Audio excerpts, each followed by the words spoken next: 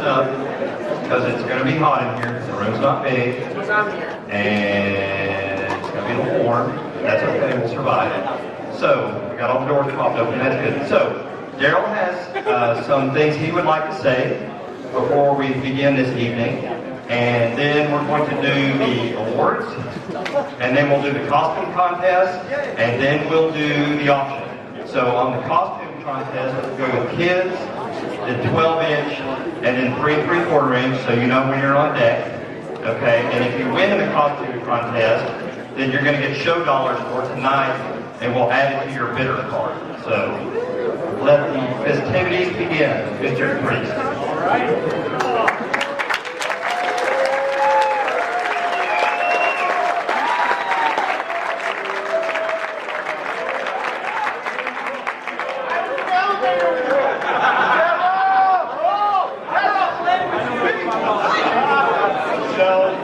Thank you all for coming. This is an incredible turnout. I'm thrilled. This is, I think close to the 25th G.I. Joe convention that I've been at. I haven't been to every single one, but I was there back when the whole thing started, back with the James D. Simone shows, and with Kirk and the team embracing the fan community.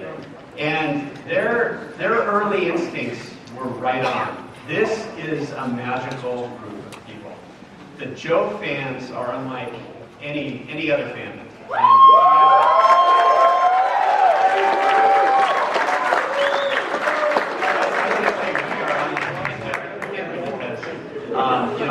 I'm lucky to do what I do because of the same passion that you have. And Hasbro saw that in me and brought me in because of that. But I am of you, and it's this community and those those roots that we all grew together. I mean, I've got 25 years of magical experiences in my head and celebrating with friends like you can't do anywhere else. So this is the last JoeCon, as we all know.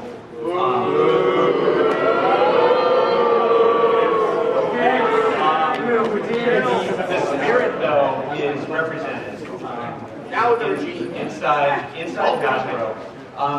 It's difficult for people who haven't come to the show to understand what the show is about. And I often say back in the office, if Hasbro wasn't here at the show, this show would just be every bit as awesome because it's you guys celebrating Joe with each other, a love for Joe. All the content is done by fans for fans, and it really doesn't get better than that. There's no other show like that. So, our goal going forward, Hasbro's, stated mission is to not have any more kind of licensed shows, but to just kind of control our own destiny. And so with HasCon, which is, just in its beginning stages, we had our first one last year. The goal long term is to kind of capture and build the same excitement we have here. And I will tell you, it will take time to do that.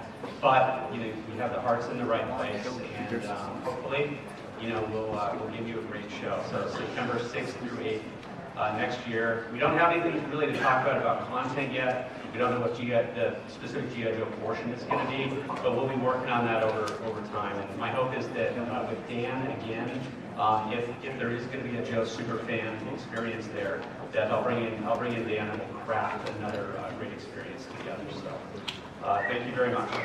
So.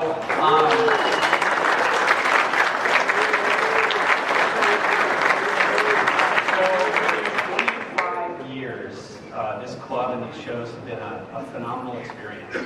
And the amazing thing is that during the vast majority of that time, 20 years or so, it's been under the leadership of one team and one individual, Brian and Becky, and their family, and the team that they've assembled has stewarded this.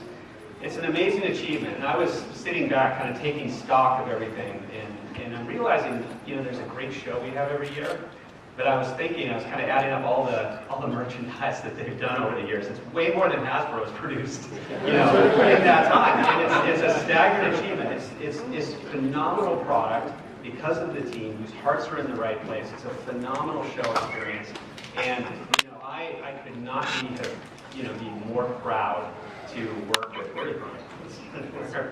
There you are. Okay. I was looking at Barry. so proud to work with you. So proud to work with you. Yeah.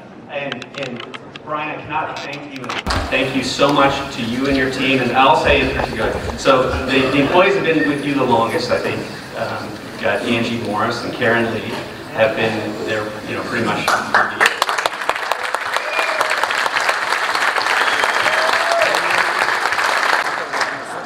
But I want to call attention to some of the creative folks who have really powered the engine that has been the G.I. Joe Club.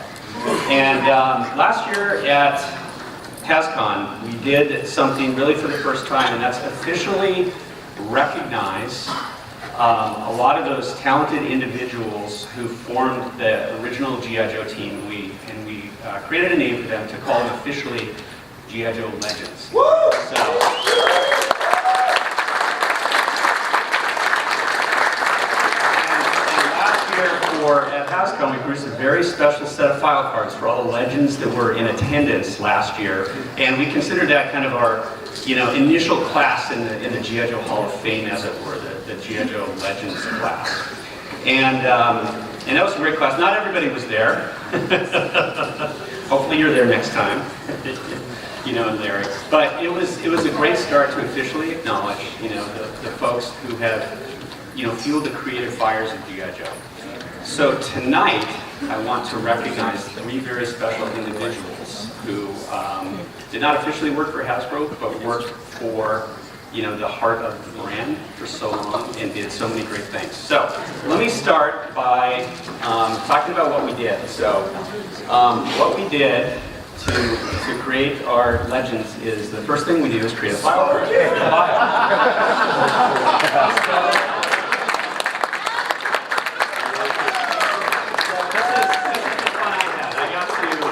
Take these 3 individuals, create a bio, which I'm going to read to you, and create some file cards. Now, the fun thing is, these 3 individuals all have file cards, and we have produced about 1,000 of each of these file cards, and that's to give away to you guys. So it's going to be up to Brian to figure out how that's going to happen. We'll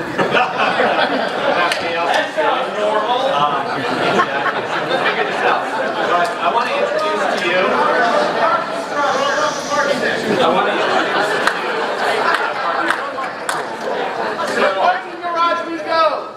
So this is our... Throw you off the parking deck, how about that? This is our first inductee for tonight, G.I. Joe Legend, codename Slow Kick. This is Lanny Latham. So...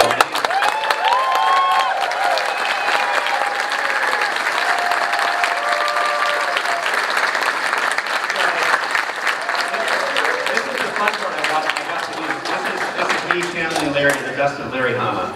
So, apologies, Larry. So, Lanny's primary specialty, he's a critical mission support director. So, there you go. So, Slow Kick gets his name from his own homemade barbecue sauce, which has become famous around the pit for having a tasty tang that at first is smooth, then bang! Comes out of nowhere and surprises with the finishing pitch. So, and it's this finishing touch that Slow Kick is known for. In fact, it's his critical role on the Joe team to make sure that all operations have what they need to be a success. He's often found working closely with Surefire to offer creative solutions and package together all the components needed for team missions. Slow Kick truly is the beating heart of the G.I. Joe team, and without his tireless dedication, no operation would be a success. Slow Kick does in fact train with Quick Kick, and has taken inspiration for his uniform from him as well, as you can see. However, his reflexes are just a notch below his sensei. Well, more like a few notches. Meaning that Slow Kick won't be assigned a frontline fighting role anytime soon. Nevertheless, he remains a much beloved and formidable member of the G.I. Joe team.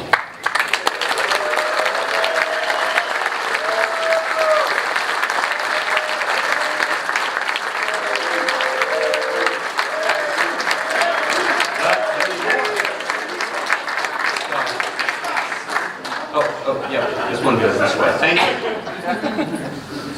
My team is helping me.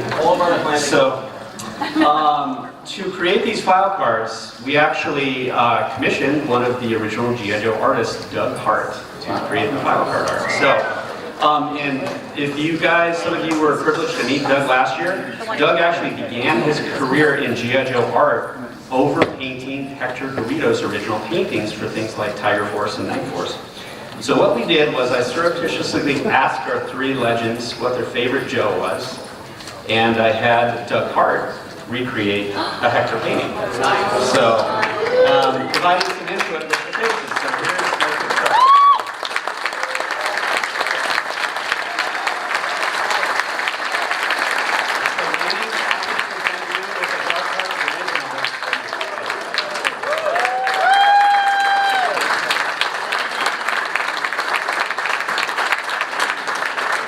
Our next inductee as a G.I. Joe legend is Surefire. Now, Surefire already exists as a G.I. Joe, so I was talking to Dave, like, what's your favorite Joe? He would say, Surefire. Why?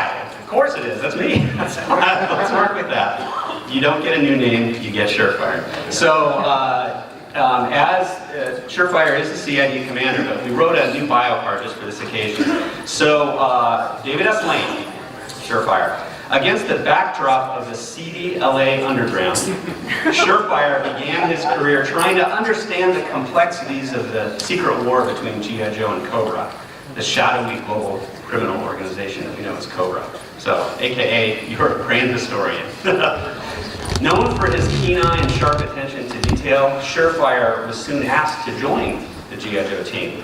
With more resources at his disposal, he was able to flesh out the global structure of Cobra and has been personally responsible for bringing to light countless new Cobra artists. With his intimate knowledge, it was natural that Surefire also had a role in putting together new rosters of Joes for specialized missions, working closely with Slow Kick and often assembling teams by hand.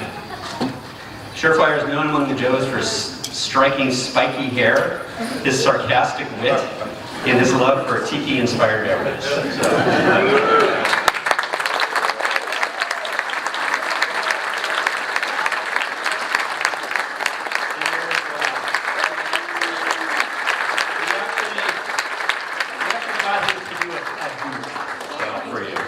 I think it was. And our third inductee tonight is, of course, a character we call Scout. So, for obvious reasons. So, this is Brian Savage. Now, Brian, I will say right here, Doug Hart made an executive decision.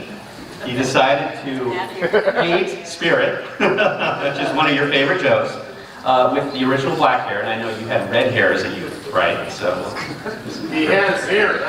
He had hair. At one time he had hair. That's an important thing. I just want to know one. And so for 25 years, Scout has been on the frontier for G.I. Joe. His primary role is on the ground, locating and securing strategic targets, mainly high-value installations that can easily be assaulted by parachute drop. Once the target is secured, Scout then helps coordinate the all-out assault that will then ensue. In this role, he often endures a lot of flack.